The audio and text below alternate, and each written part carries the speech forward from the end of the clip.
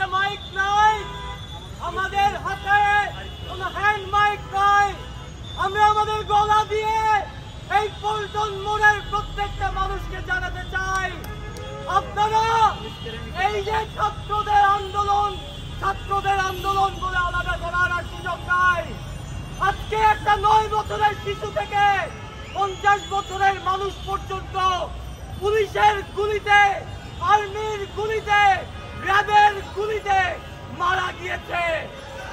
এত স্বল্প সময়ে এত অধিক মানুষ মারা যাওয়ার বাংলায় বলে এটাকে গণহত্যা, ইংরেজিতে জেনোসাইড হয়েছে বাংলাদেশে। আজকে সরকারি মাধ্যমগুলো এই স্বৈরাচারের সহচর যারা রয়েছে তারা এটাকে নাশকতা বলতে চায়।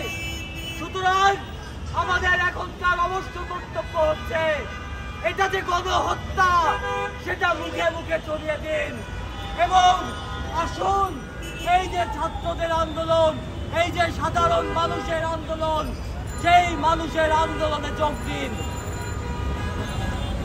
সকল স্তরের, সকল শ্রেণীর শ্রমিক, কৃষক, মেহনতি মানুষের এই আন্দোলনে এসে দাঁড়াবেন আপনারা, এই আহ্বান জানাই। এবং গণতান্ত্রিক ছাত্র জোট আগামী দিনে এই স্বৈরাচারী সরকারের পদত্যাগের দাবিতে লাগাতার কর্মসূচি করে যাবে।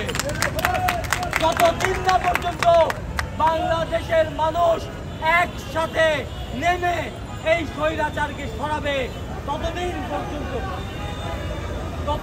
পর্যন্ত আমাদের আন্দোলন চলবে। বন্ধুরা, মাথায় রাখতে হবে যে পুলিশি সরকার আমাদেরকে কেবল গুলি করে ছাড়েনি, আমাদেরকে গ্রেফতার করছে।